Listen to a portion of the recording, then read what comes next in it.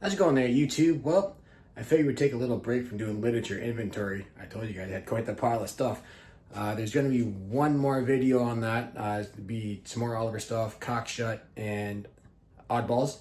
I've got an Eagle manual and some other little knickknacks I want to show you guys. But that's not the point of this video.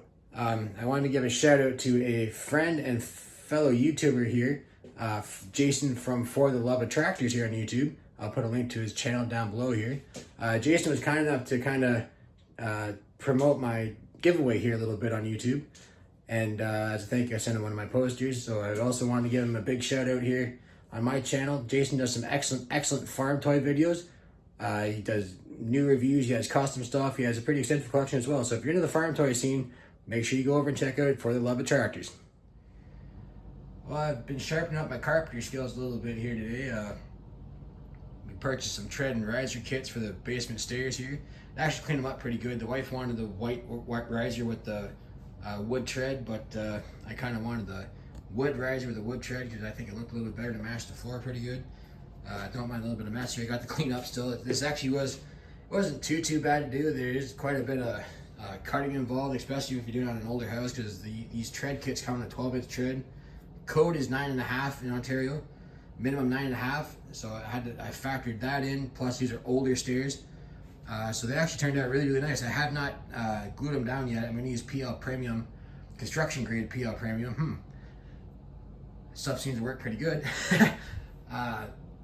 Yeah, it wasn't too bad to do. Just I cut them on the miter saw, and then I ripped them down on the table saw, and basically how you put it together is you put the bottom riser in first. I'm going to put a piece of shoe mold in there. You put the riser and the tread cap.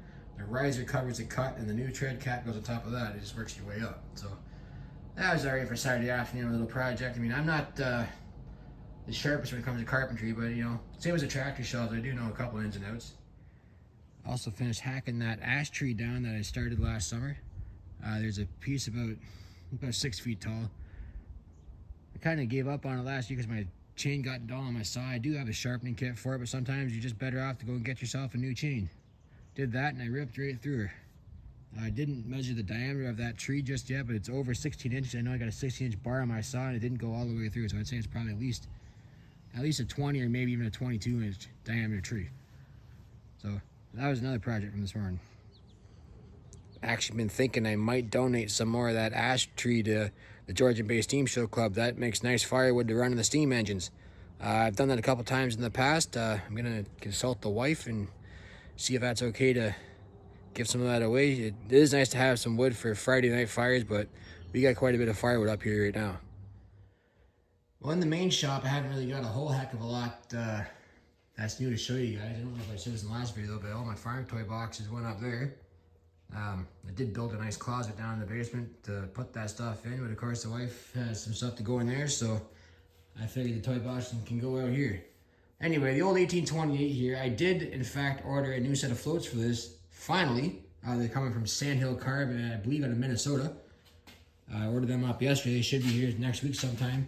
You guys might have seen the video. I did reseal those floats last year with that POR15 stuff, and it worked good for a little while. I may have, in fact, washed some of it off. They do say before you put, it's designed for a gas tank. They say before you put gas in your tank, let it sit for at least 96 hours. I've kind of figured between the heat gun and actually being out of the carburetor, not sealed inside of a tank or inside a carb, 48 to 72 hours outside plus a little bit of heat from heat gun should have worked okay. But those this actually has a set of wood floats in it right now. They're actually pretty porous, and when I get it back apart I'll show you guys again. I kind of want to investigate, see if there's any of that gas tank sealer on it, but we'll check that out next week when the floats show up. I do got a little drip in my sediment bowl. I noticed it dripping on my shop floor. That's just leaking money away there. Gas is expensive now, and I run 94 in my tractors. This plow I've been kind of monkeying around with a little bit again.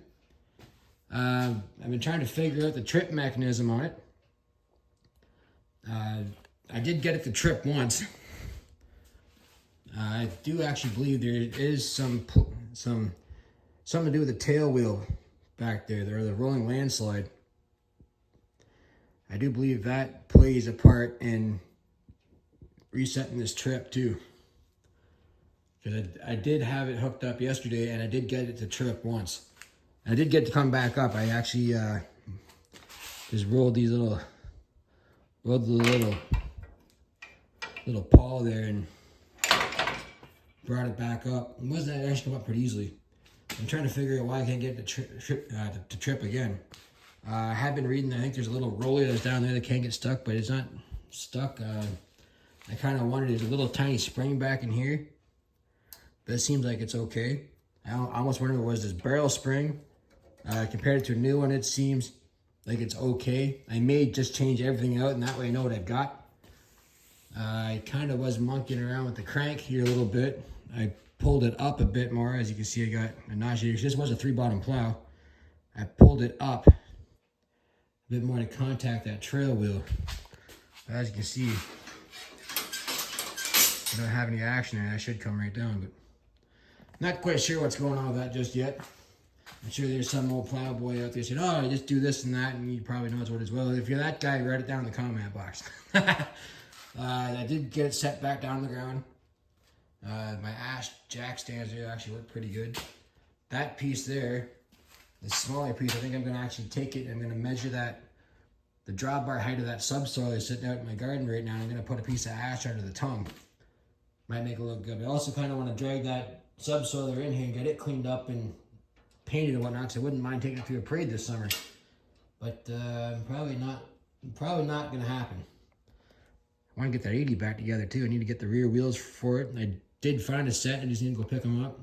The axle housing's coming from the same guy, and then I just got to get some vermilion red paint from, I guess, Napa or Bumper to Bumper up here. They'll have it too, but really want to get that back together. Of course, the 99 is probably going to be sitting there till winter time. I do want to switch these two tractors around, the 80 and the 99, and get some of my shop space back. I mean, having a good shop cleanup day probably wouldn't be a bad idea either, because you got stuff everywhere.